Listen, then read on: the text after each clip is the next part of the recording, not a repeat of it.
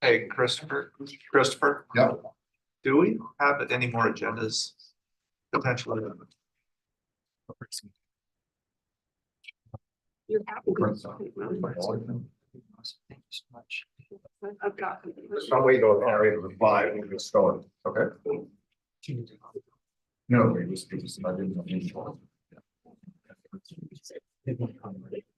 Okay.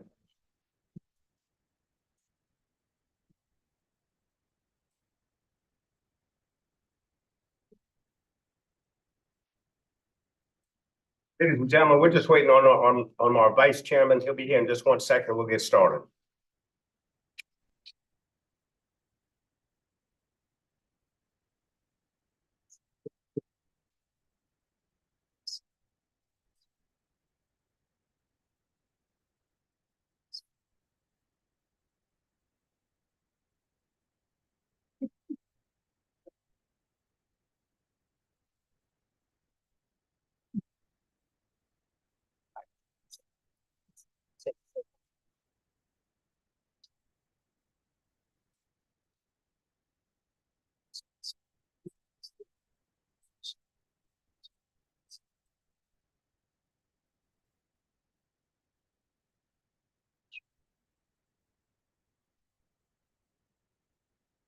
It is.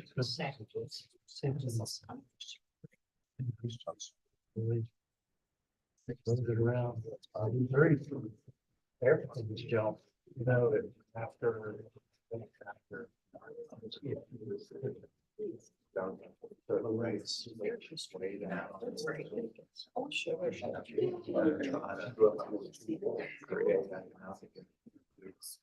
The message never really went back. Didn't like to see. And then because it's.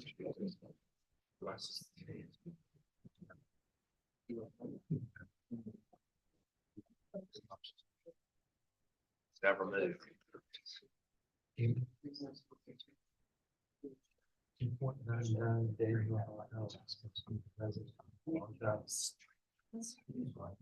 That's just. Oh, 7.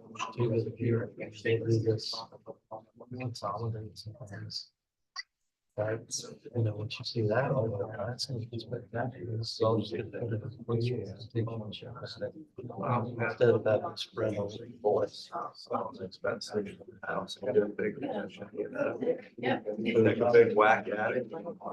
It's to need the money back. You can always get it back. 5.9% notes. So yeah, I'm gonna get started. I know Harry told me we'd close. Hey, that's right there.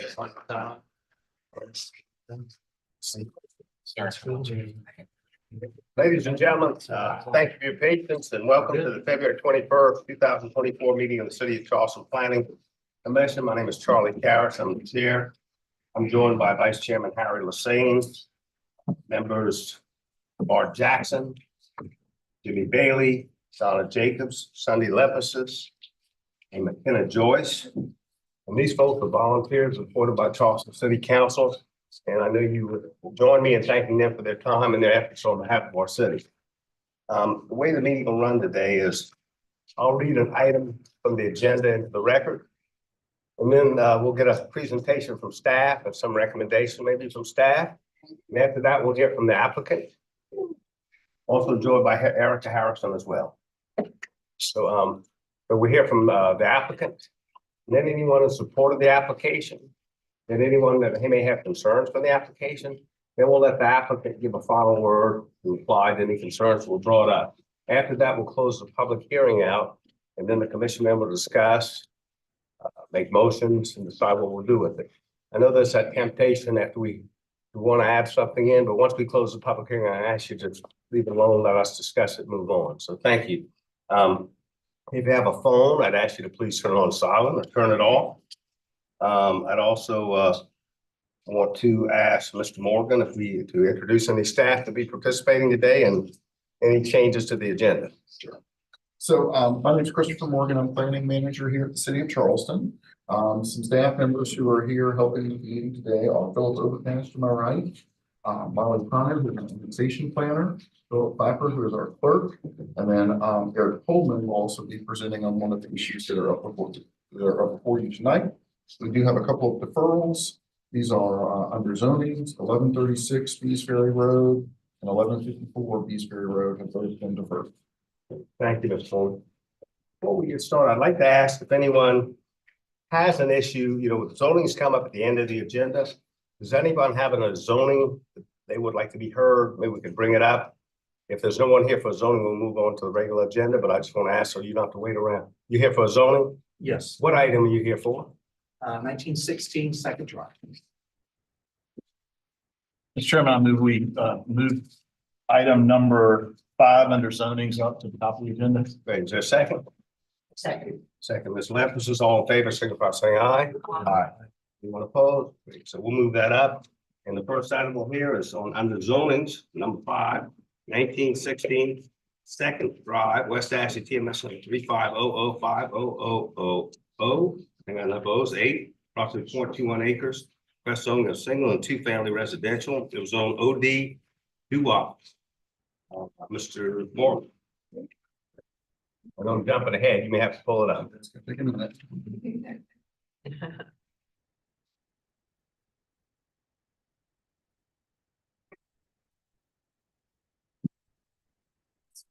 I'd like to throw staff a curve once in a while. Keep them on the clip. Okay. 1916 Second Drive in West Ashley. This is a pending annexation. It's a request for a single and 2-family residential zoning. It's in our Doo-Wop area.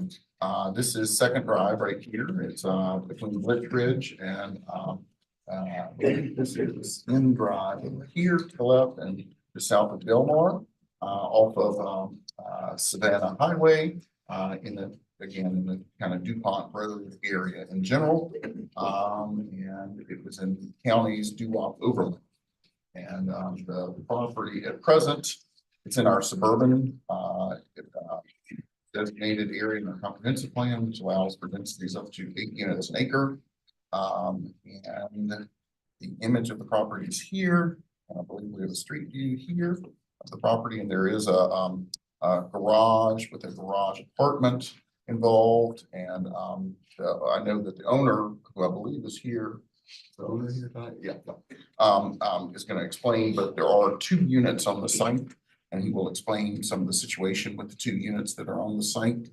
The requested zoning for the property is our STR, single and 2-family residential, not to be confused with short-term rental.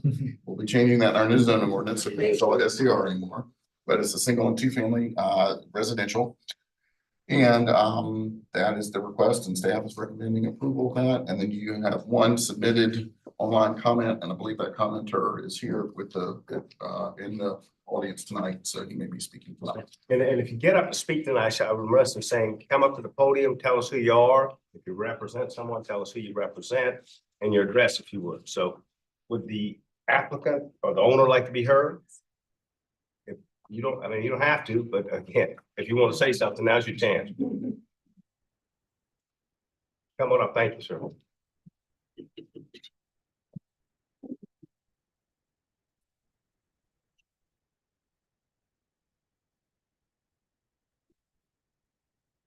Good evening. Kenneth Malda, my address is 45 Sycamore Avenue.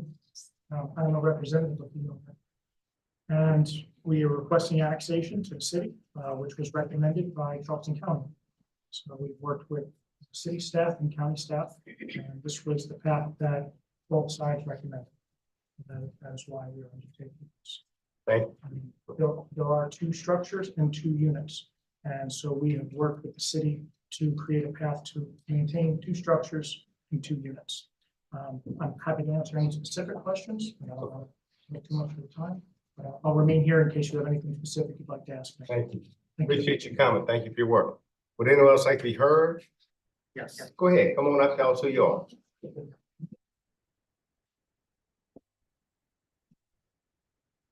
Good evening. My name is Joseph Myers. I live at 1918 Second Drive, from the picture immediately to the left of the property in question. Second Drive is a residential street. Those of us who live in our houses and live in the houses that we own on Second Drive take pride in our homes and in our neighborhoods. It's a mostly quiet neighborhood. It's not an area where there are apartment complexes, nor should there be apartment complexes. Now, the proposal at hand is to add an additional unit to this lot. There are currently 2 units in the house and there's a garage, so the proposal at hand is to add the garage as a 3rd unit. Now, I understand this is being proposed that one of the units in the house would not be used, so there would only be a total of 2, the garage and 1 in the house. But this opens the door to having 3 units on that one lot. And 3 units is far too many for a residential area. 3 units is what I consider an apartment complex. The proposal at hand is to not use one of the apartments, I'm assuming it's the one in the back. Now, given that the house and the lot was purchased not as a primary residence for its owner, rather as rental units, I find it implausible that that 3rd unit will not someday be rented. And again, it opens the door, as I say, to a 3rd unit and what I would consider to be a parking complex. I mean, an apartment complex. You know, the related point to this is parking. Parking is precarious at present with 2 units. The driveway is very small. Perhaps you could bring the picture back up and you'll see that the driveway is small and it's an older picture. And so currently then, to accommodate just 2 units and the cars of the tenants, a parking pad has been installed in the front yard. It's unsightly, but that's not even the point here. But with 2 units, I have to have an additional parking, and then there's still spillover parking from visitors. We have folks parking in front of my house continuously when folks are visiting the tenants. I can only imagine what this might be with 3. My concern is that a 3rd unit being available opens the door to 3 units being used, whether it's tomorrow or sometime in the future. So I appreciate your listening to me and look forward to hearing the response. Thank you for coming out. Anyone else like to be heard? Go ahead. Yes, sir.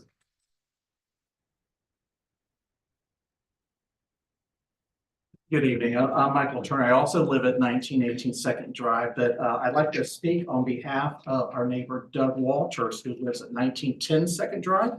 On the map, as you see, we live on the left parcel. Mr. Walters lives on the right parcel. So he couldn't be with us. He's working this evening and asked if he could please convey these words to you. My name is Doug Walters. I live at 1910 Second Drive, next door to the property up for rezoning. My concerns about the owner renting out his garage are these. 1, it's 10 feet from my house. I work from home. I'm a musician and a recording engineer with a home studio that I rely upon for my livelihood. People coming and going and living that close will most likely be a very frustrating obstacle. I can easily hear workers and their music when they are working on the garage. I prefer not to hear my neighbors while inside my own house or have my work negatively affected by it. Number 2, the front door looks right into my recording studio and my bathroom. Even if you want to shut my bathroom door, you can still see in there because it has glass tiles.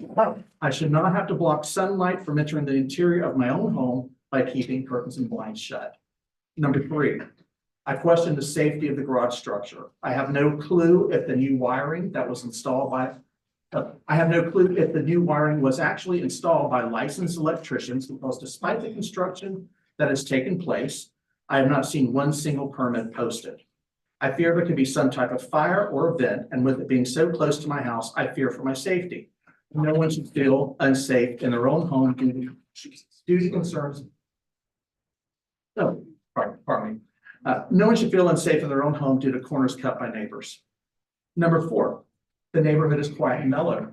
I've lived here for 20 years, as have most of my neighbors. We live in peace and respect each other's privacy. There's a long-running harmony against us. I can attest to that. The owners of 1916 Second Drive are simply looking at this neighborhood as a commodity, trying to make as much money as possible. That is definitely not in line with how we've been living here peacefully for decades. Number 5, and finally, I deeply value my privacy and my peace and quiet. I also respect and extend the same value to all my neighbors. I keep my place clean, beautiful, and safe. I am quiet. I respect all my neighbors and their privacy and their peace and quiet. I expect the same in return. I don't know why the owners can't just continue to rent out the 2 existing dwellings that have been rented out on that property for decades versus adding a 3rd potential rentable property. We all have to live together and respect each other. This is a neighborhood with real people who deserve a modicum of respect. We've lived here for a very long time. I hope the commissioners will understand these concerns and keep things from turning loud, chaotic, and potentially unsafe. Thank you. Thank you, sir. Thank you for coming out. Anyone else like to be heard on this? If not, would the owner like to respond? Or the representative of the owner?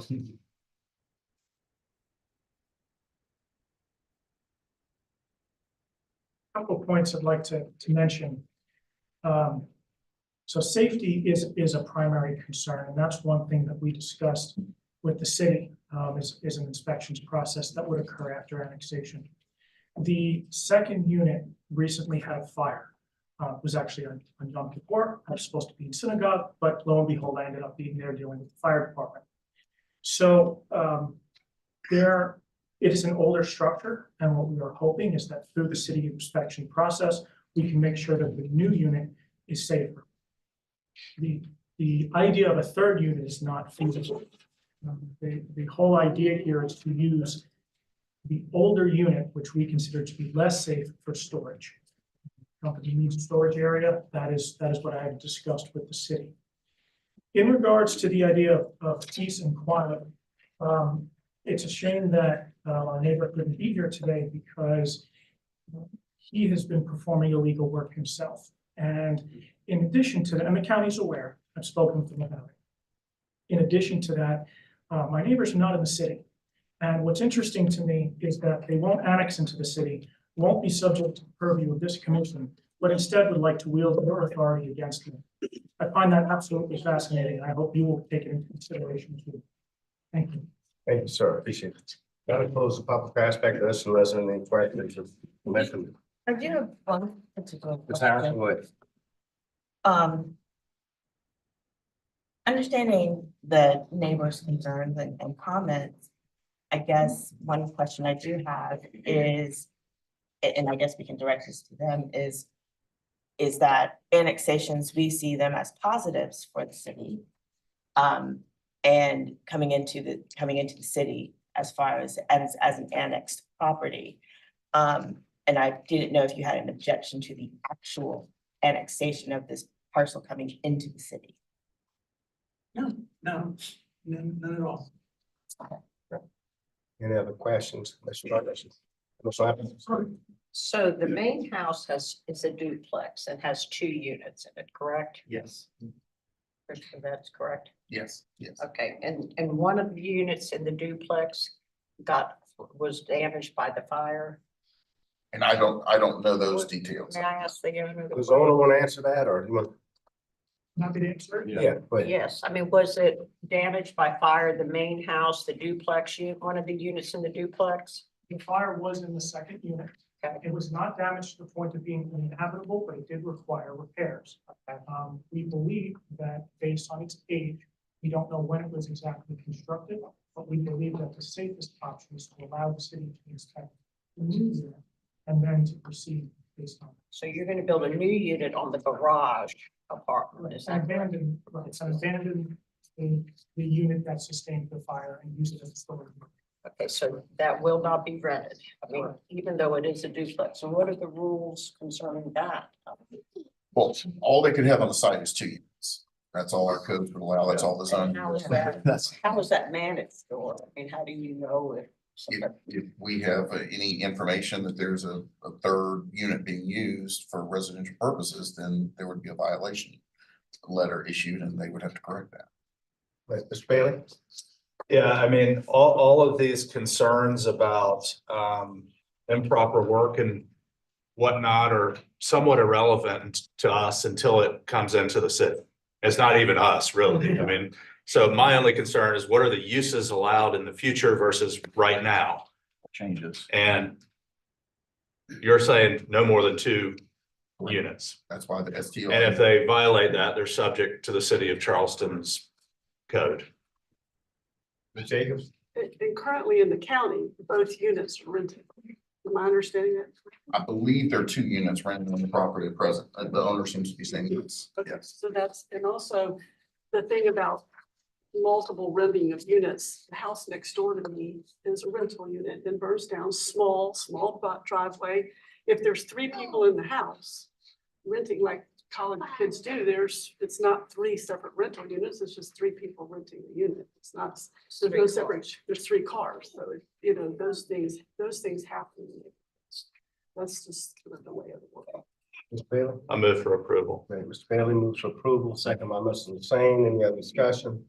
And again, I think the point is, we annex things into the city, the city, anything comes to city, we have to give them zoning. After that, there's a problem, the city will deal with it, but right now they can't deal with it at all because it's not in the city, so. There's a motion by Mr. Bailey, second by Mr. Hussein. All in favor, signify by saying aye. Anyone opposed? We got 9 in favor, none opposed. Thank you. Thank you all for coming too. I appreciate you coming out. So we'll go to the agenda. What do we, is it okay if we'll take a minute up last minute? So I have rezonings. Number 1 is 1528 Folly Road, James Island, TMS number 427-05-00162, approximately 5.9 acres. That's rezoning from single family SR1 to commercial transitional CT and Folly Road FR overlay for the front portion of the property and single residential SR2 for the back portion of the property. Mr. Moore. Yeah, thank you. I think this item has drawn a lot of interest. A lot of folks are here tonight in reference to this one. And so this is a property on Folly Road that has had a daycare facility and then a special events venue. The special events venue wasn't able to get proper business licensing and required different zoning from the single family residential that it was currently zoned, or is currently zoned. And so they have requested this rezoning to the CT district. And I'll let the applicants explain a little bit more about that situation. But as we look at it, you know, with this coming in for the rezoning, you know, I'll give you an overview to the property. It's in an area of Folly Road that is pretty intensive commercial on the other side of the street, and then residential on the eastern side. There's a church to the north. There's vacant land to the rear that would be also part of this rezoning. It would go from the SR1 at present to the SR2, which would match the surrounding zoning in the Westwood area that's to the rear. Our comprehensive plan calls for suburban in this location, which is densities of 4 to 8 units an acre. So the SR2 would be in line with that. The CT would be a little bit more intense than that, but we do have the more intense commercials across the street and the recommendation in the plan for the job center that's across the street. This is just a comparison between the, it's a comparison that shows both the CT uses and the SR2 uses that would be allowed on the rear portion of the property. Here is an image of the property. And this is the daycare facility. And then I believe it's the Hope's Treasure Chest facility that's also here that has had the special events. And again, I'll let the applicants explain how it's been used in the past. But our staff has been comfortable with this, and given what's in the comprehensive plan, we feel like it's not too far out of line with the comprehensive plan, given surrounding zonings, to recommend for the CT on the front portion in line with the image here. That line is roughly a ditch that's on the property that divides where people park and use the special events venue. And the CT is the least intense zoning category that would allow the special events venue. And then the rear portion would be the SR2, matching the surrounding zoning on either side of it. So with that, staff recommends approval. Great. Ms. Webber, you want to come up? Tell you how old I am. I remember when this young lady was born, so. Hello, good evening. My name is Spencer Wetmore.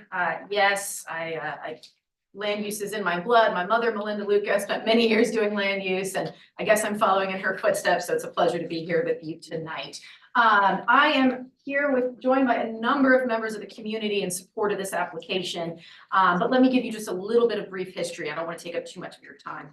Ms. Harriet Wilder is the owner of the property. She's owned the property since the 90s. She operated a very successful and a very important center for this community, which was Hope's Treasure Chest Daycare. Many of you may remember she actually worked with Mayor Riley many years ago to open a second location over on Sycamore Drive. The daycare operated from about 1990 until 2014. During that time, she was using that side building, which you may have seen in the picture. It's a connected building for small community events. So for example, anniversary parties, graduation parties, small community events. Once the daycare changed hands, the front building, unknowingly, she continued to use the back unit for these same small events that have been going on for 20 years. Unfortunately, not unfortunately, but when the young men were killed on Riverland Drive, they had all attended Hope's Treasure Chest as students, and she hosted their Memorial of Life, which of course got some news publicity. At that time, it came to the city's attention and Ms. Wilder's attention that the zoning was incorrect. She had held a business license for rentals, which she believed to be correct, but unfortunately it was not.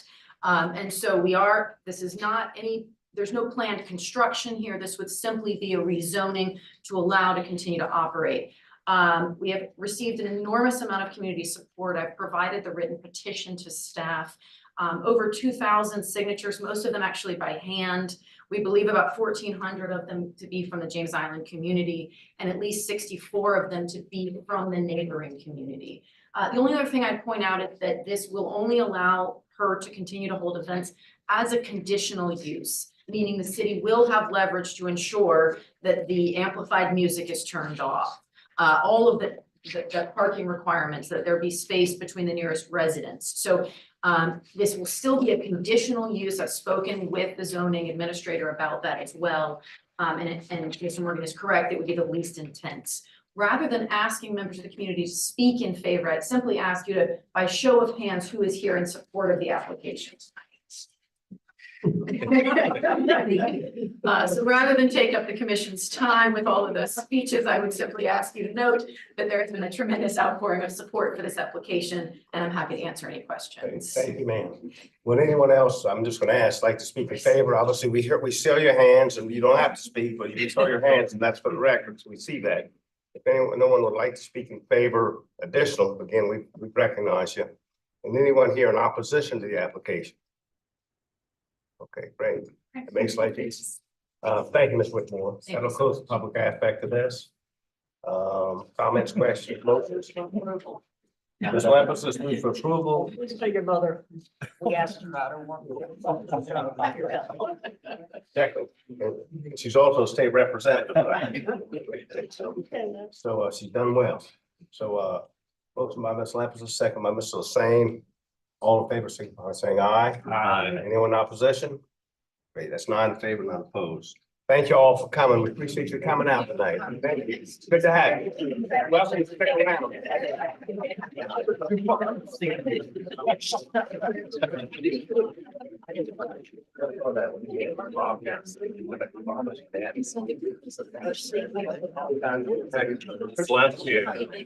Controversial, you may remember it. Stay well. We Next item on the agenda. Give you a second, Mr. Chairman. Mr. Chairman. The applicants can't get in for the next one. Sorry. Applicant for the next items can't get in the room until they're out, so. Okay, gotcha. I would like to say for the record, Mr. Chairman, that might be the most lovely agenda item I've seen. Yeah, just for the record. The new guy is doing what to verify. Somebody. I thought we were gonna be ordering supper. Oh, man. Are they in the room now? Not like Not a single person goes. I don't know. They're gonna have a good day. That's really heartwarming to see a community take the time to come out here at 5 o'clock to say, yes. Yeah, to be on the record that it was the loveliest thing. She's thrown some Go, come on in. and that back out.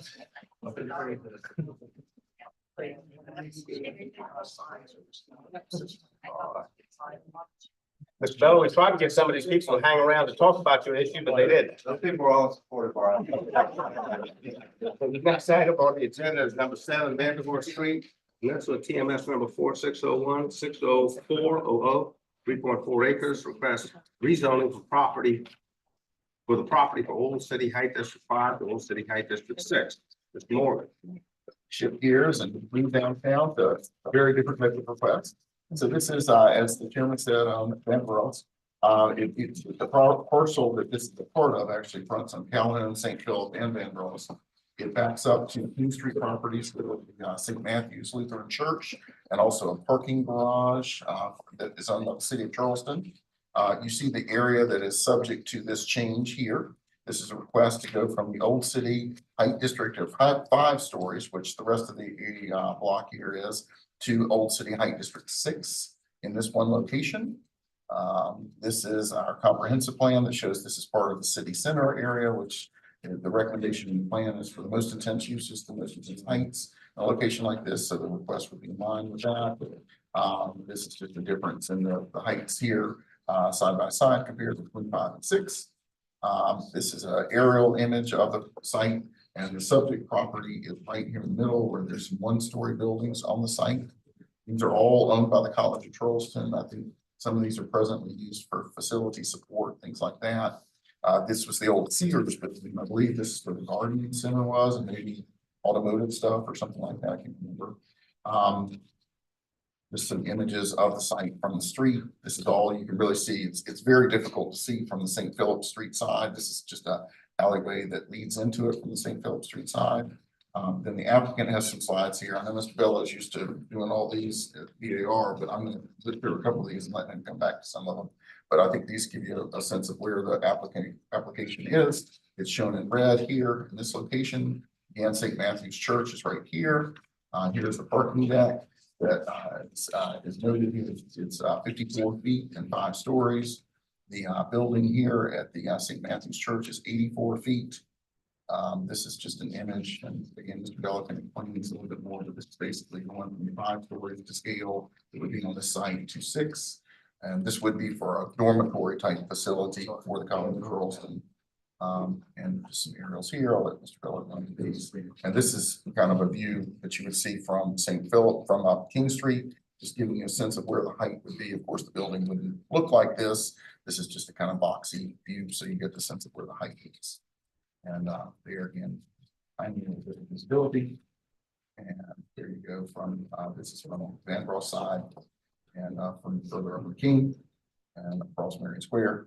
So that's in the slides, but staff is recommending approval of this request and feels it's in line with our comprehensive plan. Okay, Mr. Bello, Okay. you don't have to say anything, but we'd love to hear you. Well, I'll just add a couple of times. Eddie Bello with Bello Garrison. Also, the results with College of Charleston, our clients here. Really, we're asking for additional height. The reason is the college has a strong need for additional beds on campus. This is a great place for dorms. The reason we have a little bit more images that Christopher went through the normal is our concern. We want to make sure we're not doing any visual damage to St. Matthew's Church on the King. And so we did a good bit of study with our building models in there, and just to check the impact of St. Matthew's from the King. And then we showed these images, which is showing very generic. Here's the box of the height. Around us, we have very tall dorms, so it makes sense. We're tucked in. It's not even really on the street. It's really was the impact to St. Matthew's. And I walked around, I felt pretty confident. Then we did the studies, and you can see really from the street view. Christopher, you just showed one of those. There's a building back there, but it won't be anything that we think damages St. Matthew's. Of course, we got to go to the VAR. We got to, present all that then. But really, this is just to get a little bit more height back there, so they can have more dorm space. Thank you, Mr. Bello. Would anyone here like to speak in favor of the application? Anyone here like to speak in opposition to the application? Not that it close the public aspect to this. Questions, comments, motions? I just have one little curiosity question. It had Take something it, to you go ahead. do with changing the height and then changing sidewalk width, but since the building is buried in the center, does that have any relevance here at all? In some parts of the city, in the high district, you have to have an increased sidewalk with up to 10 feet, I think is what it is. But we wouldn't be up against the sidewalk. So. That's what I was at. I just found that curious. That's all of this. Bailey, you have something?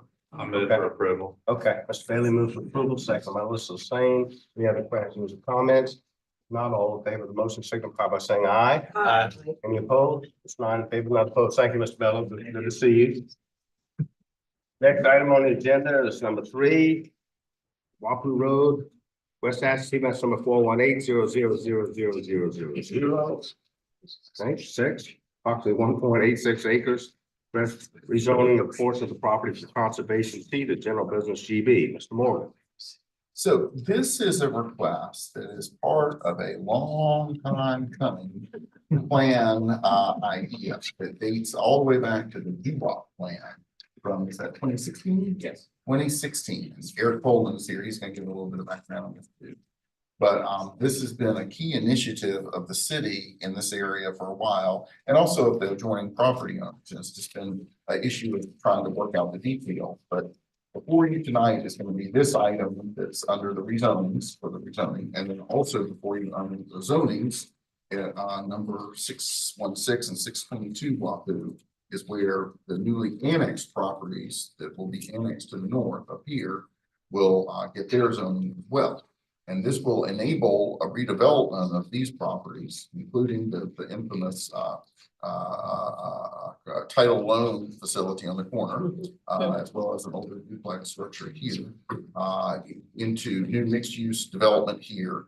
And it will also help us get a much more prominent front door for the end of the West Ashley Bikeway, which comes through here. And right now ends kind of unceremoniously on Wapu Road. With this change, we'll be able to come in and zip around and be visible from Savannah Highway in a dedicated area for it. And then also have an easier access to a new crosswalk that will lead down Wapu to new sidewalks that will be built on Wapu, leading and connecting it to the West Ashley Greenway. So it's a really fantastic improvement for this area of West Ashley. In our comprehensive plan, it does show as park because it had been a park. So we don't take, changing these types of things lightly. But we think the city's park system in general is going to be strengthened by virtue of this swap that's going on here. And so that's why we are recommending 4 of these changes. And again, the request is to go from the current conservation zoning, that is on the property to our general business category. Here is an aerial image of the property. And we have street, this is actually from the view on Wapu Road today. And you see the greenway here, the bikeway, excuse me. West Ashley Bikeway here, so kind of unceremonious into it here at Wapu Road. This will create a much more inviting into it because it will be integrated into the new development that will go on the corner. This is the Wapu community plan that talks about it, and I'll let Eric go into these slides a little bit more. And then, of course, it was also referenced in our plan West Ashley. It's got a lot of precedent back here, and here's a kind of image of what will become the future bikeway, and an image of what will become part of the development, with the orange being part of the development, and then the green would be the extension of the bikeway to the corner in that location. And here's a hypothetical of how some of the development could happen on the corner. The configuration of the buildings may change, the configuration of parking may change, but the whole idea that the bikeway will come to the corner and parallel Savannah Highway for a brief little bit is a key part of it. So staff is recommending approval on this, and if I could let Mr. Pullman just give a little bit of background as well. Sure, yeah. So as Christopher mentioned, this is something the city has been working on in the West Ashley area since at least 2016. Lionhouse family owns the 2 parcels that are immediately north of this. They are, as well as the 2 that are to the south of our parcel. So it's helping them get one contiguous commercial parcel that they can then market and get underway for that. In the DuPont Wapu plan, you can see it did recommend going down towards Savannah Highway and then over to Wapu Road. Christopher, if you go to the next one. Plan West actually had 2 development plans within it that could happen at this location. One, again, brought down the bikeway to Savannah Highway into Wapu Road. The other one showed what could happen if it remained in place. It is 100 feet wide at this location, being a former rail bed. Go on to the next one. So it's a former rail bed, and what it does is take you from Wapu Road all the way through to Maryville, Ashleyville, where it then terminates into the Higgins Pier. What this is going to be allowing us to do at this location is call attention to the fact that the bikeway does exist. A lot of people know the greenway exists because they cross it to and from their neighborhoods. It's crisscrosses, you know, just about 10 miles of West Ashley. Not as many people know about the bikeway. It's bringing attention to it, as well as setting it up for this bikeway greenway connection, which is going to be part of the county's Wapu Road intersection improvement. That's going to connect from the greenway up to there, creating a nice system location here on this area as well. Clemson Architecture does have, this map's actually out of date. They now have two projects. They have the gazebo project, which connects from the bikeway over to Mulberry. And now they also have another one at that larger lake that you see on there, that larger stormwater pond. And then we're getting a third element coming in as the food forest idea. So this area is already having a lot of reinvestment, I should say, seen along the bikeway into the neighborhood. This is going to help us really push this corner further into it.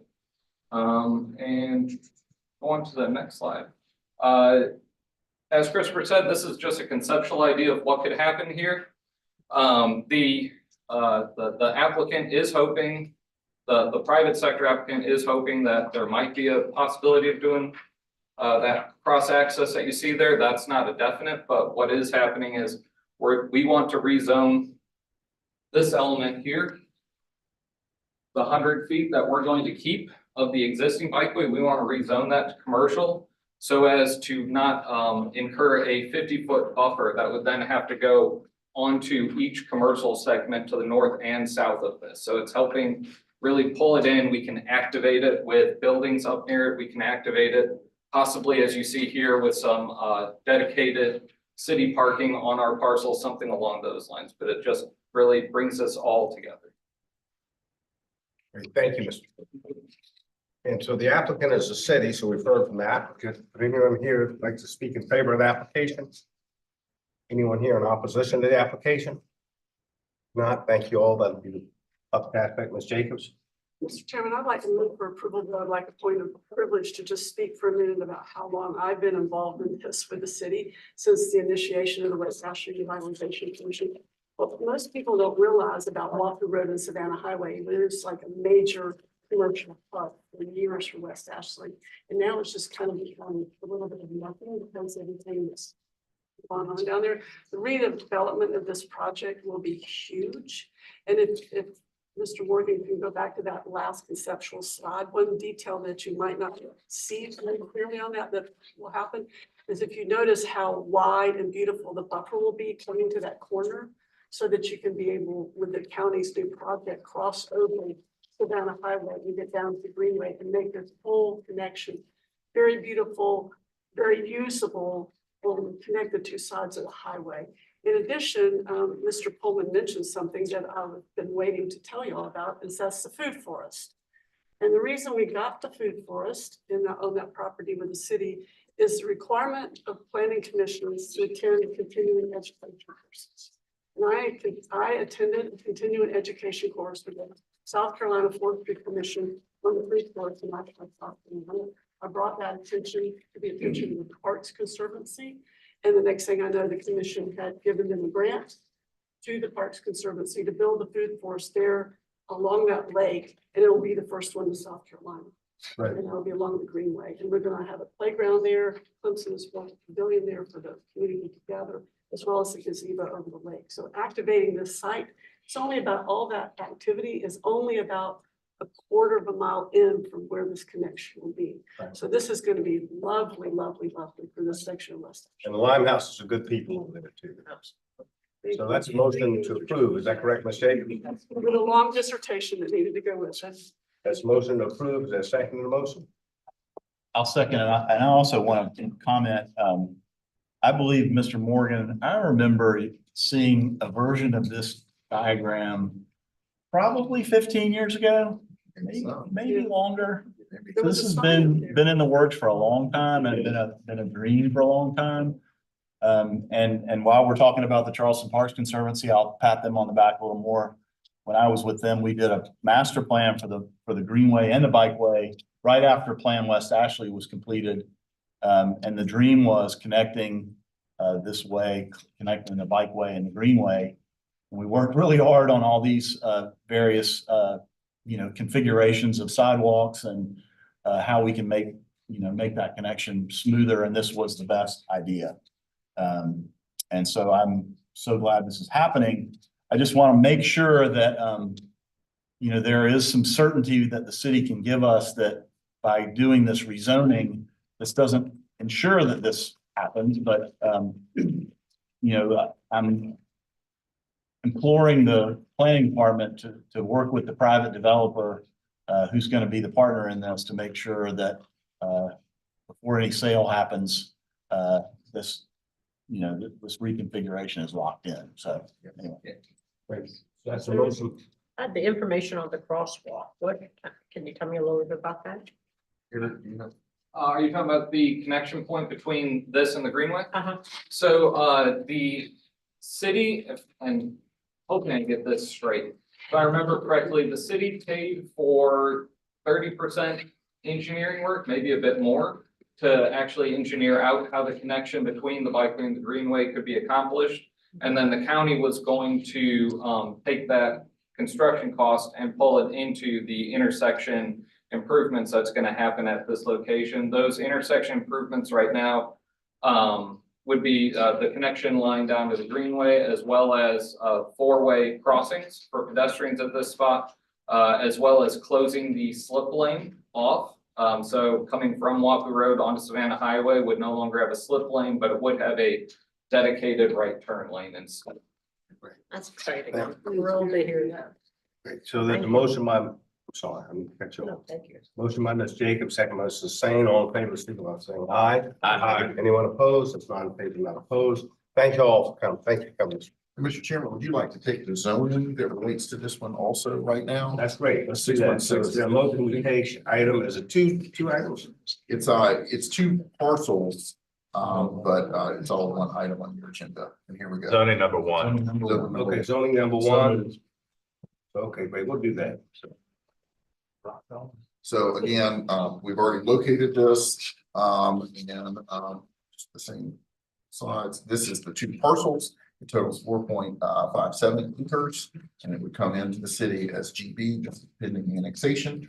And in our comp plan, it's a combination of neighborhood edge and our overall suburban, but the bulk of the property is the neighborhood edge. And given the previous uses and the combination of the parcels, we think it makes sense to make the whole thing general business and an image of the property. And you can see how it is, marginally used now, storage of trucks, things like that.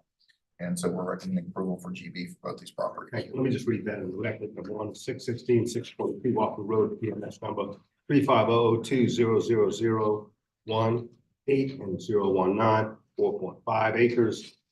Request zoning of GB or zone DUOP overlay district. Thank you, Mr. Moore. Would anyone like to be heard on this item? Is there a motion? Mr. Bailey? Second by Mr. Lassane. All in favor of the motion, signify by saying aye. Aye. Anyone opposed? Not in favor, not opposed. Thank you, Mr. Moore. So the next item is planning unit development PUD amendment. Colombo Parkway, Essex Farm PUD amendment. Rest taxi TMS number 309-000000003, 286.18 acres. Request amendment to the Essex Farm Plan Unit Development PUD Master Plan and Development Guidelines to allow a drive-through window for restaurants for commercial establishments as a conditional use in Essex Farms Limited Business District. And Ms. Morgan, I know we heard this last month. Yes. And you go ahead. Okay. And so we've got some refined maps here that hopefully will help some of the neighbors understand where the change is. While it does reference the larger overall size of the planned unit development, the 286 acres, this applies only to a small portion of it. And I'll show you some maps in just a minute, but this is on Glen McConnell Parkway. The subject area is between Essex Farm Drive and Glen McConnell Parkway, and an existing assisted living facility that's in this location here. Just to give you some background, This is in our kind of low impact and conserved area in the comprehensive plan because of its low elevation. But all that will have to be taken into account in the new construction here. The PUD has been in place for many, many years, actually many decades. So it has some pre-existing allowances in this location. The change here is in red. And again, you all receive this in packages, but it would allow restaurants or commercial establishments with drive-through window limited only to the areas found on exhibits A and B, and I'll show you those in just a second. As long as the following conditions are met, restricted to operating only between 7 a.m. and 11 p.m. and provide a screen or landscape buffer of the drive-through stacking and window from a public right-of-way. And then we have the exhibits, which this is the actual area that would be subject to this change. I don't have the exact acreage, but I believe it's a little bit more than an acre or so, something like that. And here you see it in a little bit more detail. I believe it is showing here is 1.19 acres. And this is where the assisted living facility is at present. There's a pond here. This is Essex Farms Drive. There's some residences here. There would be other commercial development on these parcels. So this would be the only parcel that would allow this type of use. There will be a new road that will connect here. So there'll be two ways in and out. The signal is coming in this location here on Bill McConnell, so that will help expedite traffic movement in the area as well. And so staff is comfortable with this and is recommending approval. Some images here, but hopefully these images and this clarification on the map give the commission a little bit more comfort. Josh, like to come up and here, tell us who you are.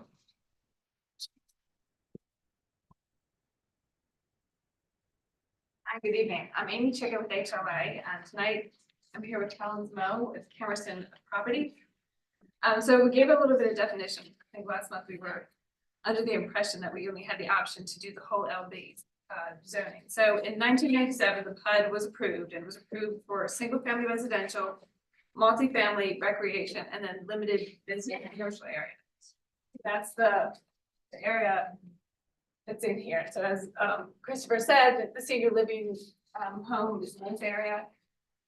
And so what we're asking is the rezoning to allow for a commercial, a restaurant or commercial site to have a drive-through. And so it's been confined down to the 1.16 acres shown on this map. You know, we are at the beginning of the process, and that's why we're asking for this zoning to kind of figure out, so the client can figure out what he can really do with the property and what he can't do. And so right now, this is a use that he's got somebody interested in, and so we're coming forward with the zoning to ask to rezone this so that they can do this. But we still have the whole development process, technical review committee, design review board, SCDOT. I mean, everything has to still kind of go through in order to get. This is the first step. This is the first step. And so it's just a 1.16 acre tract in a property that was already zoned a limited business. And so we have a community meeting scheduled with the community that Councilman Shealy was able to help set up. And one of the reasons that we didn't get it before this meeting is because we're still kind of figuring out the deals and figuring who's going where. Because the concept plan is still, you know, we have ideas and that's how we were able to create this one track, but it's kind of not ready to the point where it can be released to the public of who's going in and what's going to actually be there. So that's When is that meeting set up? I'm sorry. next Thursday, the 29th. Okay, so you just couldn't get it, you didn't have everything in order to meet with them beforehand. Correct. Okay. We have the road extension, these two road extensions and some of the traffic improvements right now in front of the TRC as far as that concept plan approval. So we're also hoping that we will get comments back before we meet with them. That'll give us a little bit more surety of what the city is going to be requiring us as far as, especially the big piece being the detention. That's also on part of this total 19 acre tract. Great, Thank you. thank you. Would anyone here like to speak in favor of the application? Anyone here in opposition to the application? If so, one at a time, coming up, tell us who you are, tell us where you live. Sir, thank you for your service. I'll start off that ahead of time. Hey, I'm Dakota Hendricks. I live in 1934 Essex Farms Drive, which is that picture right here. That's mine. I don't know if any of you guys have driven on Glen McConnell during rush hour. Right now, they're doing a widening project, which, backs things up, it's understandable. We're hoping with the widening project, after it's complete, it would slow down or would speed up traffic through the area. But with the project going on now, we know the PUD has been around for a while. It's been approved, like you said, since 1997. But with the addition of the drive-throughs, it's just going to further encourage people to take the shortcut, and that's what Essex Farms Drive is that right now, the shortcut to get to Carolina Bay. A lot of people take it to avoid the traffic on Glen McConnell.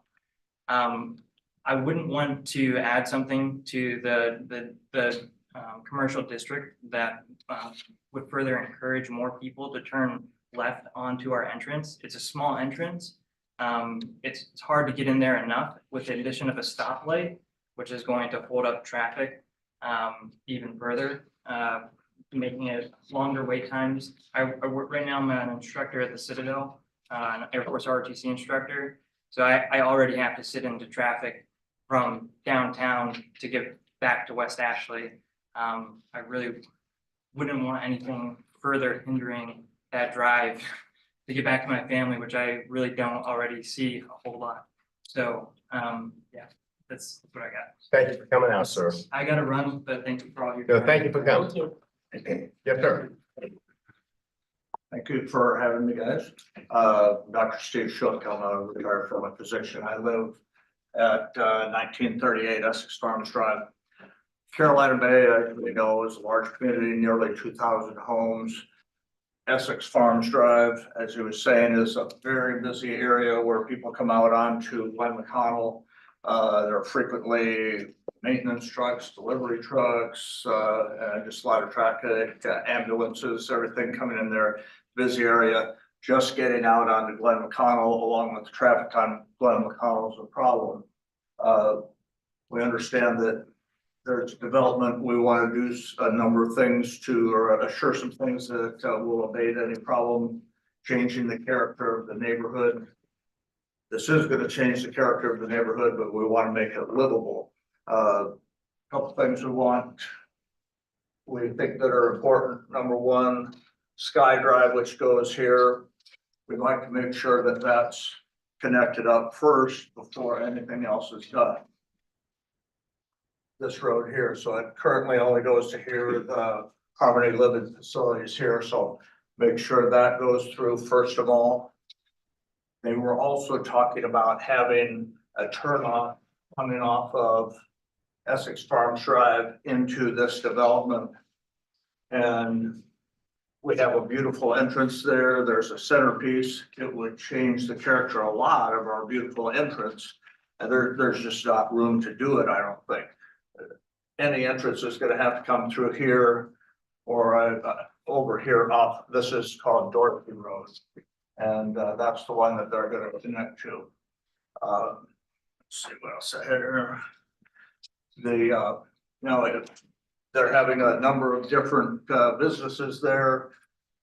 I think it's important in this area right by the entrance to Essex Farms Drive, not have any fast food restaurants with drive-through or a gas station. If at all, it would need to be down at this end, away from the parking lot traffic. Again, we just want to do anything that we can to abate the change of the character of the neighborhood and make it livable. But we talked about the traffic here. This traffic in the morning often backs way up down to Rutherford, like 2-3 blocks. People trying to get out. Having something more that would just make it very, very difficult. Thank you, sir. Thank you for coming out. Yes, sir. Come on up. Go back to that one screen, the first screen. Yeah, this one. Sorry, my name is Jeff Ray. I live at 2522 Rutherford Way. So I live around here. So Essex Farm today, as you turn off of Glen McConnell, it's a tighter entrance as it is. If you've been there, it is not your typical really 4-lane. It's barely 3-lane. It's 2 lanes, so it shuts down. Tight up.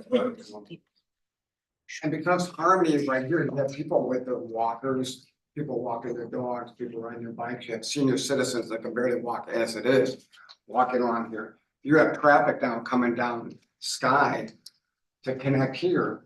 You got neighborhood kids riding their bikes. I mean, I walk my dog here too. It would be insane to have traffic here coming only out here into here, as Steve mentioned. Having come here, it backs up already. But if you have traffic coming out of here into here, people are gonna say, okay, I'll try to cut through the neighborhood to come around. There is no other exit to get out of the neighborhood. You go way over here. But really, that's my point is, it's a family neighborhood. Kids, all ages are playing there, riding bikes, walking, playing. There's also, again, the senior citizen factor.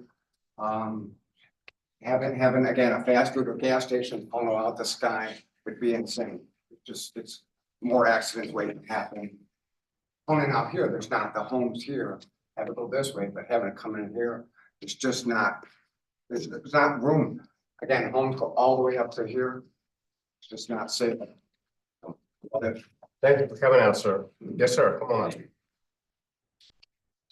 Thank you for having me. My name is Brian Piner. I live at 1922 Essex Farms Drive, right here.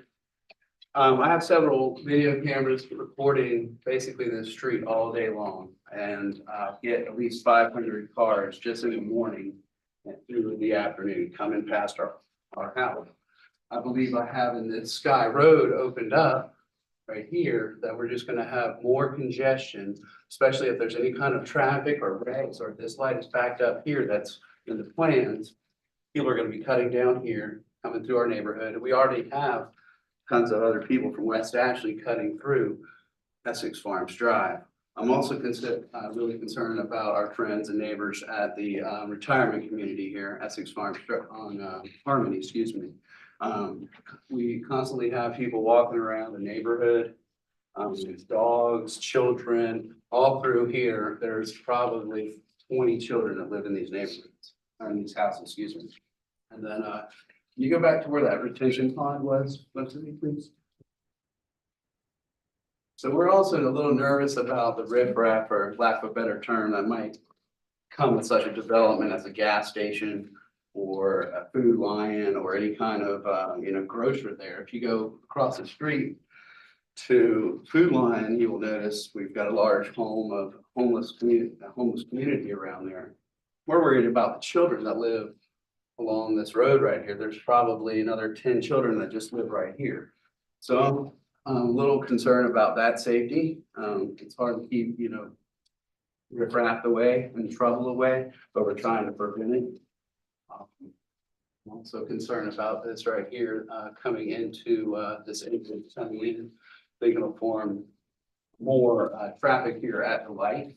I'm just repeating them, but we have traffic probably backed up a mile or so in the neighborhood. And once this light starts working, we're gonna have even more traffic, people trying to get out of our own neighborhood.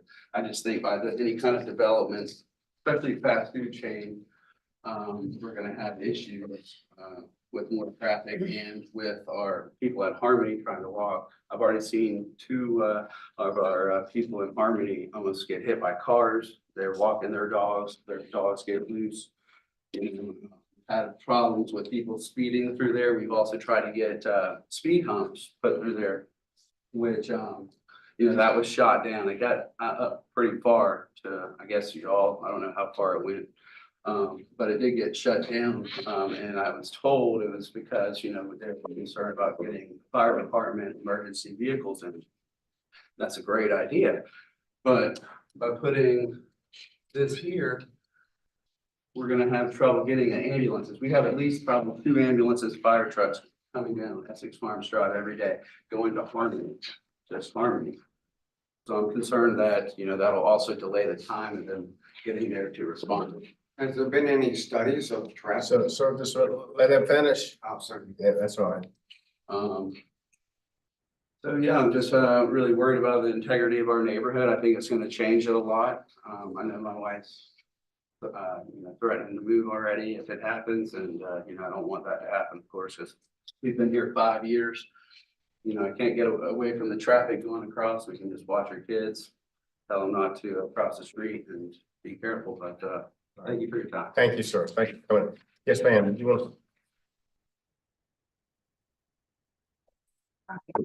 Marcia Shook, 1938 Essex Farms Drive. I'll try not to reiterate everything that they said, but one thing that was brought up was with this drive-through restaurant. And that's new to us, because we talked to these two people last month and they said there was not going to be a drive-through restaurant. And now all of a sudden, surprise. So I just wonder how many more surprises there's going to be. Thank you, ma'am. Anyone else like to speak? Yes, ma'am. Come on up. Hi, my name's Deborah Disco. I live in the neighborhood, but not quite as close to all this development, proposed development. I just want to endorse pretty much everything my neighbors said about the increased congestion, especially the turn right off of the Glen McConnell at Essex Farm that goes through. And with the addition of the traffic light there, the exiting the neighborhood is going to be very difficult. There's additional traffic coming from a fast food restaurant. It's going to, I can't even imagine what that's going to be like, because they're going to be, if people are trying to be making a left on Essex Farm to get to Glen McConnell, it's going to be really tough. Additionally, there are, not that anybody would want to walk on Glen McConnell, but there are fast food restaurants really close by, like walking distance if you could walk on Glen McConnell. Thank you, ma'am. Thank you. Thank you. Anyone else in opposition? Would the applicants like to respond? And when you respond, tell them to ask a question about any studies that were needed or anything, people address that as well. So they asked me to kind of respond back about at least the city elements. Okay. So yeah, there will be a traffic study that'll have to be done. As I mentioned, this is really in the infancy stage of the development. So in order for the traffic study to be done, they need to know what the uses on the site are going to be. So any traffic study done would have to know what the occupants are going to be on this location. That's where they're requesting the drive-through right now is sort of solidify whether or not they would get that type of use on that location. And then that would really play into what do they have to do on these streets to account for that type of traffic generation coming in and out at these locations. As you mentioned, Glen McConnell is being widened. There is going to also be mixed-use trails on both sides of the road coming in. So hopefully we are actually going to see some people walking up and down the area. One side, yes, sorry, thank you. One side of it, which is actually this side, if I remember right. And then with that signal, it is again anticipated for these types of developments to be coming in where we get those signals in there. But in addition to the technical review committee, this will also have to still go to design review board in terms of the character of the building. So the architecture, how it's laid out on site, et cetera, et cetera. So this isn't really, the last say so of what comes to you. This is the first step. Correct, the first step. I'll be at the community meeting next Thursday as well to continue to answer any This questions. also goes to city council, I believe, as well. Correct. Councilman, yes, and Councilman Shealy is going to be at the meeting as well next Thursday. Thank you. But we'll continue to work with you guys to make sure that this is a very equitable project for the community close by, as well as the larger West Ashley area. Great, thank you. Would y'all like to say something, Mr. Appleton? Okay, So answer any questions. okay, thank you. That's, hold on one second. That'll close the public aspect to this. Ms. Jacobs? It's my understanding that y'all are asking for a drive-through, but you don't have a contractual agreement that you can share. So this assumption is fast food, but a drive-through also can include a bank. Your restaurant or commercial. Anything that has a drive-through, like a Starbucks, a Taco Bell, or a bank. And then this. But that hasn't been decided. I just want to make that clear right down to these people that, In this particular pot of bank, drive-through is already permitted use. okay. So it would be only for a. Yeah, okay, I wanted I wanted them to hear that. And also the entire parcel that we're looking at from the existing street along the new cut-through street to the other street, it's all zoned for limited business. So it could have commercial in it. Even if it didn't have a drive-through, there'd be some commercial aspect that could, and a high volume commercial aspect. It just, like you could have a high volume restaurant in there now, just no drive-through. Is that correct? Okay, I just want to understand that for the record. Yeah, and this amendment is strictly that one particular issue. Yes, so the addition of drive. But I wanted to. I understand. Yes, ma'am, I understand. It could be I high understand. volume use. I have. Ms. Lapsus? I have, I mean, Yeah, we're just following Essex Farms Drive, and what an awful street with a lot of cut-through opportunities and not a lot of access to Glen McConnell.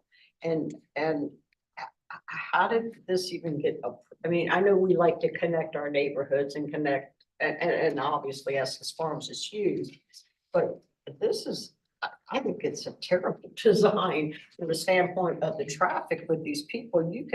You got people going all the way cutting through this poor one street to get out, just to get out of it. Is there any other plans to have accesses in? So there had been earlier plans that the road that would be here on the left would go all the way into Carolina Bay, Essex Farms and all that.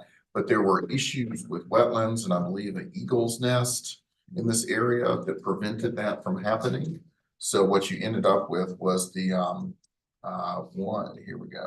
one access point. So originally, I think it was planned that this was going to come in as well, but this area is not really developable because of wetlands and an eagle's nest. And so that didn't happen.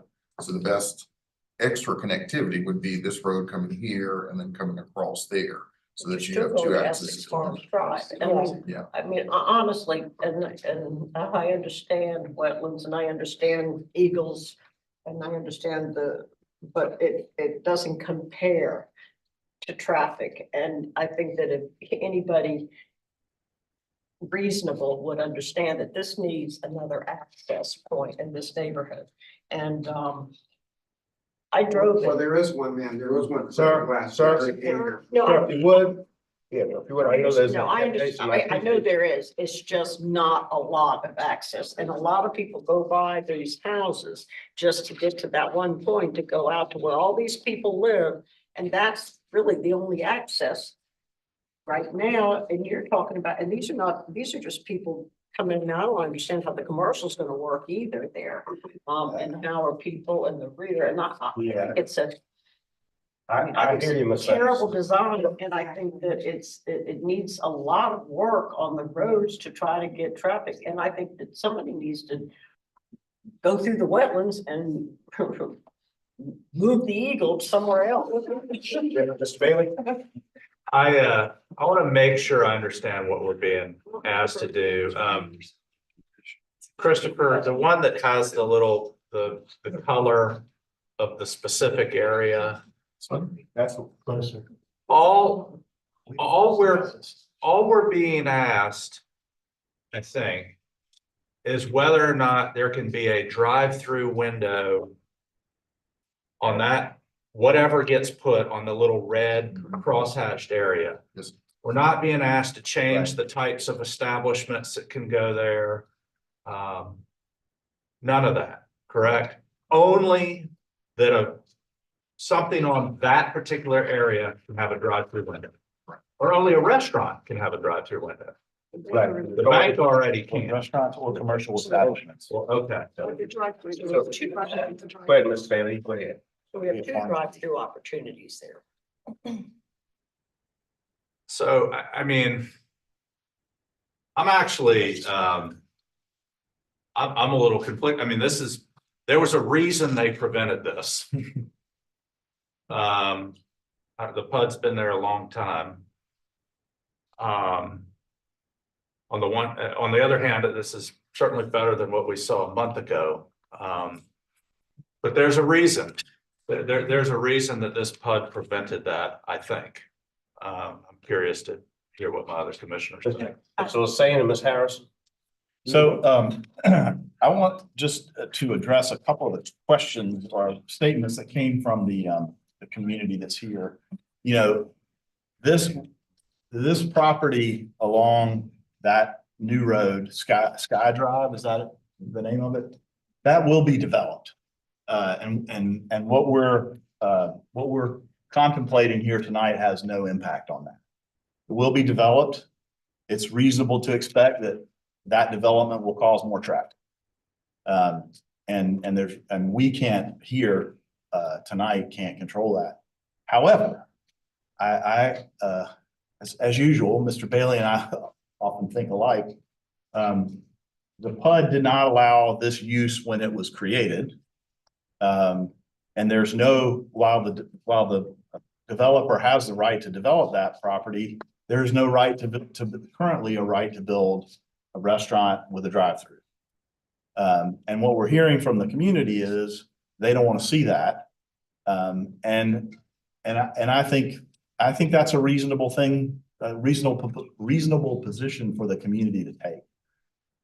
And really what's being asked of this commission is, do we want to facilitate a drive-through restaurant or commercial establishment here? And I don't see that is a necessary thing for this overall PUD. So I'm actually going to move to disapprove this PUD amendment. I'm gonna second your motion. Okay, there's a motion by Mrs. Hussein to deny the application, second by Ms. Harrison. But I do feel like you do need to explain it Mhm. a little bit. The idea that this parcel is going to be commercial was always a given. And so that has always been the case. And, you know, if you build it, they will come, and that's what's happening in that area. And that's also, you know, as a result of even when you're widening a road, it just tells you the number of people that are coming into the city. And what we have done with this widening and expansion is cater to motorists as opposed to, you know, the walkable, friendly, you know, type of neighborhoods. And I think that shift is happening. And I think that's what you're really asking us to do, is to kind of hold the line on reducing the type of motorist type of establishments and really make something walkable, usable, friendly. And that's normally how PUDs kind of in themselves develop in a great sense, is that there's I'm laughing because we had a conversation last week about PUDs, is that they're supposed to be innovative and effective and create community. And it's very hard to create community in a park. So that being said, that's the reason why, you know, and I remember us going through this last week and needing more explanation and saying, provide diagrams. And I think it actually is helpful because it does explain a little, it gives a bit more explanation, but I think the explanation is that any way you cut this cake, you're gonna have traffic that is going to be intensified on the back end and impact negatively the actual residents in that neighborhood. So. Great, thank you. There's a motion by Mrs. Hussein to deny the application, second by Ms. Harrison. One other comment, Yes, if sir. nobody else has a comment, and that is that the comment that Mr. Morgan made earlier about the inability of that additional road to connect, I think is an even adds one more argument why we shouldn't approve this, because the way this whole thing was designed originally was to be able to handle the volume of traffic that's generated by the development that's, you know, inside Essex Farms. Now there's only one way out. You know, I guess it's debatable as to whether or not a drive-through will facilitate more traffic than some other use that might be there. That might be a debatable point, but anyway. Won't be any less. Won't be less, right? All right, so there's a motion by Mr. Hussein, second by Ms. Harrison, to deny the application. All in favor of the motion to deny the application signify by saying aye. Aye. Anyone in opposition? That's 9 in favor of opposing the application. No. So that is denied. Thank you. Thank you all for coming out. Thank you very much. So, next we go to zoning. See, come together, then. You all already done 616. The next two. The next two refer to Walker, number 4. The next one. 421, number 421, Walker's Road. Okay. 421 Walker Road, PMS 73501. 135 acres. Single family, 2 family residential. STR, no single family. residential R four. And this is in West Ashley. It's south of 526, of 17, excuse me. It is in an area that has a lot of SDR already in the city, as you can see down to the south. So to be compatible with that, our staff was recommending 4 STR on the property. And in our comprehensive plan, it shows a suburban edge. And here's an image of the property itself and street view of the property. Again, staff is recommending 4 STR. Would anyone like to be heard on item number 4 under those? If not, that goes by fact, motion. Yeah, Mr. Lassane, second. Second. Mr. Jackson. Got it. Mr. Lassane, second by Mr. Jackson, all in favor, signify by saying aye. Anyone in opposition, if not in favor, not opposed. Can we take any of the others together? You got 6 through 10. Yes, because they are all. Okay, so let me read them into the record. 2435 Trent Street, TMS number 31002000166. Number 7 is 1850 Westfield Road, TMS number 35010000123. Number 8 is 339 Washington Road, TMS number 35010000143. Number 9 is 1983 Holiday Street, TMS number 35515000103. And number 10 is 1835 Overdale Drive, TMS number 35010000116. Ms. Morgan. And yes, all these are coming in from R4 in Charleston County to SR1, and SR1 is the most compatible district with R4. And staff's recommending approval. Okay, would anyone like to be heard on any of these? Is there a motion to approve items 6 through 10 under zonings? Ms. Jacobs? Second. Second by Mr. Jackson, so motion by Ms. Jacobs to approve items 6 through 10 under zoning, second by Mr. Jackson, all in favor, signify by saying aye. Aye. Anyone in opposition? Thank you all. Let's go to the minutes. I'm always gonna pick on or ask Ms. Jacobs about the minutes, November 15th, 2023. Read this, Chairman, and I did not make any corrections, although I do have a question. I noticed during that, within those minutes, we asked for objects to be corrected because of a motion from Mr. Bailey, which was corrected in the minutes. However, it's never been corrected in the report. And that's what the council will see, if the clerk could please do that. In the future, that is what council sees as the official report. So if anybody went back to that, it would be, they wouldn't see the minutes, which have been corrected. They would see the report, which is not corrected. Okay. I So appreciate there's a that. motion by Ms. Jacobs to approve the minutes from November 15th, 2023. Mr. Bailey, did I see a second? You nodded, so I'm gonna take a second. Second by Mr. Bailey, all in favor, signify by saying aye. Anyone in opposition? It's not in favor, not opposed. Before we get to staff updates, I was gonna ask, Mr. Bailey, Mr. Lassane, and I had a phone conversation the other day to talk about just general procedure and guidelines. I sent you something, it was late in the afternoon about this, and we're just gonna start the conversation. We're not gonna end it tonight, but I was gonna ask Mr. Bailey and Mr. Lassane, Mr. Bailey, since you're the author of some of that, maybe you help us. Well, actually, I'm probably the author of only about 5% of it, because I took a proposal that Ms. Jacobs had put together and just made a few minor changes to it to try to get to a position that I thought maybe there would be more comfort with. Essentially, and I don't want to speak for her, but Ms. Jacobs had recommended that the procedure for a public hearing definitively state a time limit on speakers. And in the draft that has been circulated, I changed that wording to encourage a time limit, but allow the commission the opportunity to impose one if it deems fit. I think that was kind of the gist of what was in that portion or the attachment. Right. And then we had a few comments about how I think we've already started to operate, which is to see if maybe there's something on the agenda that ought to be moved up just to accommodate people trying to get out of here. And I think we're already doing that. Right. And then I had just made kind of my I've been beating this drum for a while, but I made some suggestions on when we might meet virtually. And essentially it says we would not do it. We have the right to do it, but we would not, or we would endeavor to only do it when we're just receiving information, not taking votes.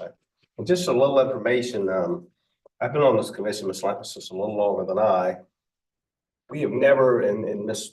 Jacobs, thank you, because she had let us know that the guideline actually talked about a 5-minute limit. We've never really followed that. Ms. Lapis, correct me, we've never followed that. And so I think what we're trying to do now is try to correct so that we're in coordinate, that we're correct going forward with any of this. So at least we'd be in compliance with our own rules.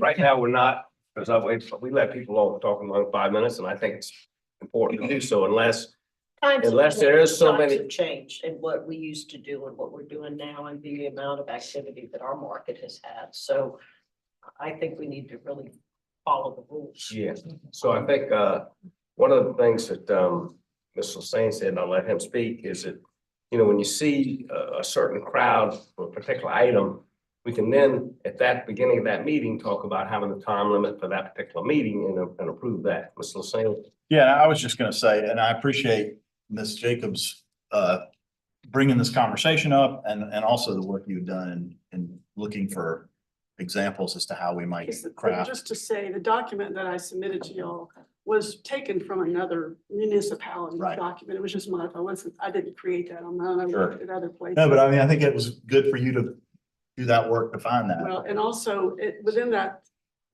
document that I brought forward, I had a statement that the commission can change this as needed, which is not currently in our situation. We needed to have that flexibility, and we weren't following our policy and procedure, which oddly enough got brought up during the union peer discussion, which, you know, somebody called us on that. Yes, I was gonna finish. Essentially that, you know, what that document does is codify essentially the way we're already operating. So Mr. Bailey kind of described the heart of the matter is, do we want to have a firm limit that's written in the rules and then affirmatively have to move to change that rule at every meeting?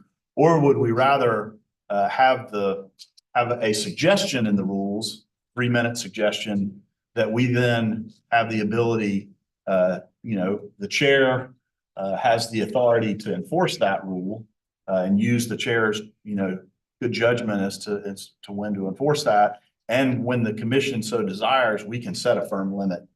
And I think Mr. Bailey and I agree on that, you know, perhaps the rules could give us a little more flexibility, and then the commission, when we decide, hey, we've got to put a firm limit on this, we have the ability to do that. So anyway, I appreciate Jimmy. And so, for instance, all of the people who came out in favor tonight of the Folly Road issue, if they all wanted to speak, we might at that time said, hey, you know, let's talk about that. So that might have been an example of that. But Do you know that they were all here for that? yes, When you brought it forward? well, Mr. Morgan told that thing. Okay. But the other thing Mr. Bailey had, which I think is good, is we can't have, because we can't vote virtually and things like that right now. But his thought was, and I think it's like, we get these staff updates and information, we can look at them, and maybe if it's a lengthy presentation or something by staff, we can look at it on our time, and that makes a lot of sense. So we're not at the end of a meeting, we're tired, worn out, not that any of us are, but you know, that would be helpful as well. Or if we can't make a presentation, we have the option of watching some of it. So, I mean, I think the virtual opportunity doesn't mean that we're not going to be here. It just means that we have an option in the event we can't be here. Ms. Jacobs? I would also like to hear how DRB in this new world had a virtual meeting where they voted, because we were being kind of told that we couldn't do that. I'm not suggesting that we start with a whole bunch of meetings virtually, but DRB recently met virtually and had a full agenda outside of the old COVID parameters. And so how did that happen in the UK? So I'd like to So yeah, our committees have been told by the previous administration that they wanted them to meet in person. And there was a conflict that night with a meeting space, which we're grossly short of at the city.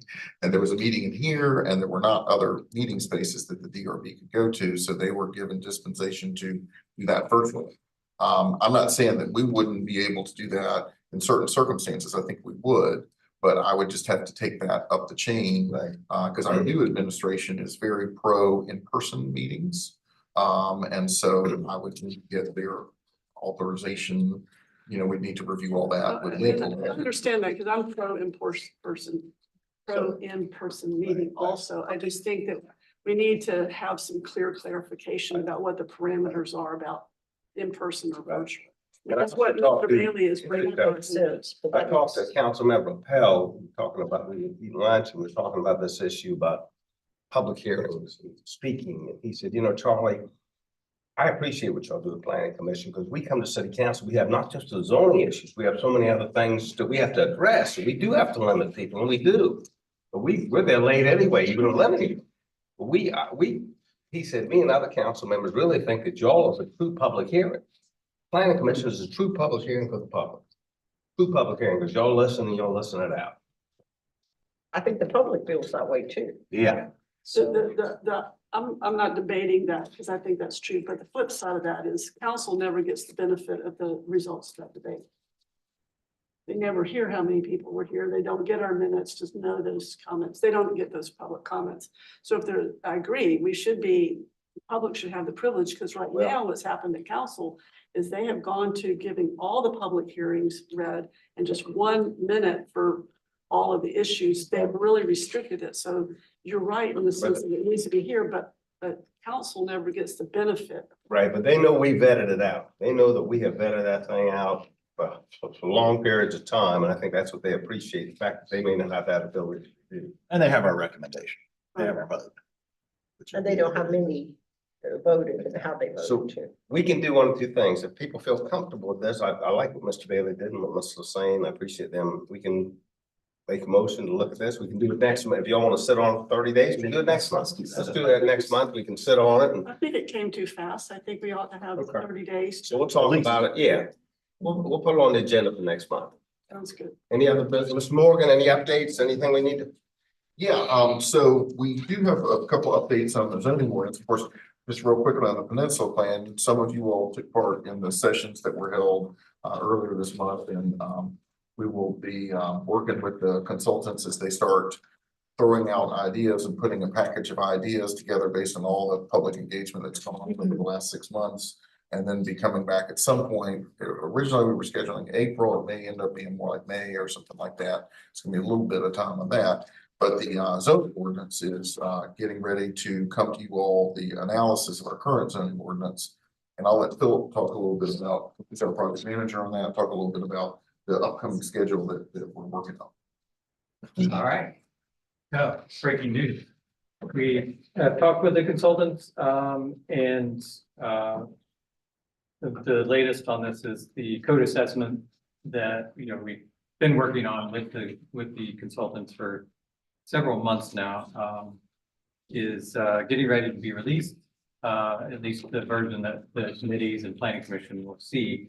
We're hoping by the end of this week, so hopefully if we can take a look at it real quick, as a staff and make sure, everything that we asked them to correct was done.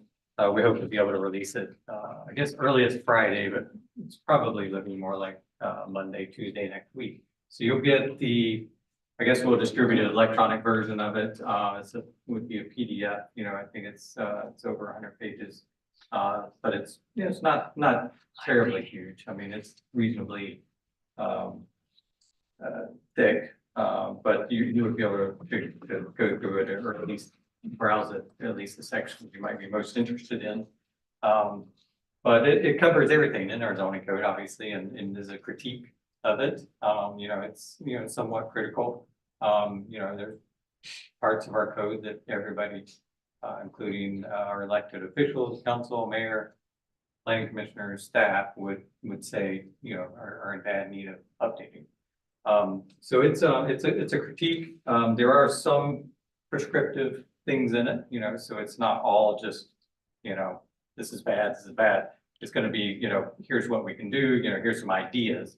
Now, they haven't been fleshed out. Obviously, that will come at a later time, when they begin the drafting process.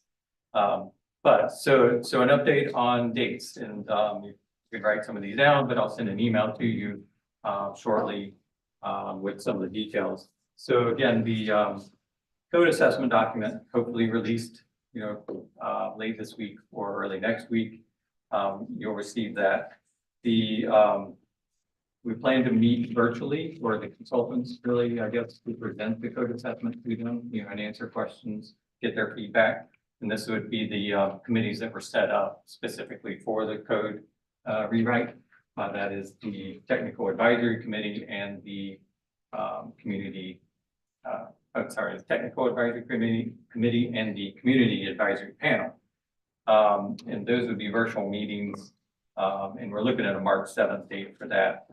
We hope to set up something with you guys, and that would be really, I guess, up to y'all, but we would target the week of March 11th through 15th, I think, as a virtual meeting. As a matter of fact, I think that would be the best for our consultants, so they wouldn't have to drive down from Chapel Hill just specifically for that meeting. But if we could do it virtually, I think we would be able to save a lot of people some time, including yourself. But maybe I'll send out a poll, see what you think about either an evening or a daytime meeting. But we wouldn't anticipate this being more than like an hour and a half, maybe 2 hours, but I don't think so. But we do want to give you an opportunity, of course, you'll have, 2 to 3 weeks to look at the code assessment document. And if, want to develop questions for them, that would be your opportunity to speak directly with the consultants. So again, that would be around March 11th through 15th. So right after that, though, we would plan to fairly soon after you review the document with the consultants to release the document to the public. That would probably be around March 18th through 22nd, sometime that week. And that would give the public an opportunity to have a few weeks to look at it as well. And there'll be, of course, surveys and opportunities for public feedback leading up to a public meeting that we anticipate being April 10th. That's when the consultants will be in town. They'll be not only meeting, doing the public meeting, but also meeting with elected officials, committees, groups, and city staff. And so, again, that would be April 10th, and they will be here through April 11th. And that's where we are at the moment. We do, of course, once we get through this specific phase, the code assessment phase of the whole rewrite process, we'll be moving on to the actual drafting phase, and that will, we'll launch that again, kind of with public meetings and, kind of, getting more kind of public feedback. But the drafting phase, of course, is a lengthy one, and it's going to be several months. In fact, it'll take most of the year. And of course, the consultants will be back a few times during that process to kind of touch base with the community, get feedback on certain ideas, of course, meet with staff and electeds, and then ultimately release a draft, which would potentially be at the end of the year, but probably be more like beginning of 2025. Okay, great, thank you. Yeah, so Would you incorporate, just curious, would you incorporate any of the prior meetings before you present it to the public? Will you incorporate any of the comments in any of that, or you would just release the same report that we're gonna see to everybody? On March you said March the 11th. I mean, March the 18th, I think you're releasing it to the public. right, we would anticipate any feedback that we think would necessitate any changes to the code assessment, like any changes in direction or, any guidance you give that would be, somewhat, kind of a change, in any of the concepts they were proposing, for instance. We would, of course, incorporate that before it's released to the public. But for the most part, I think it would be, a similar document. There will be some changes, we would think, but there's enough time for us to make those, before we. Anything else? Union Pier, anything else going on? Yeah, in reference to Union Pier, those committee meetings are continuing. I know Yes. Lita has Great, thank you. one coming up next Sorry, I should Monday, I ask. believe. Yes, on the and 26th. I'll be at that one as well. And then our consultants are still working on the waterfront redevelopment guideline or waterfront redevelopment district for the comprehensive plan. We originally thought that might be ready March. It's looking more like sometime in April for drafts of that. And then that would come on to you for a comprehensive plan amendment, probably the month after that, maybe May, on the council June, something like that. So. Peter, thank you again for serving on that committee as well. Anything else? Young lady, I meant to thank you too for the zonings. Got a number of zonings. We'd like to have a lot of them, so thank you. Anything else, ladies and gentlemen? Move for adjournment. Thank you. I guess there's no problem. Thank you. That'd be unanimous. 100 pages of comments. I was like, is that an essay or is that From Oh, no, that's already popping popcorn. She's ready. Fantastic. Oh, thank you. Thank you. So basically. Everybody, thank you for the work. Thank you. So you said you thought it's like a hill. You said you come up. I know she could have just taken the credit.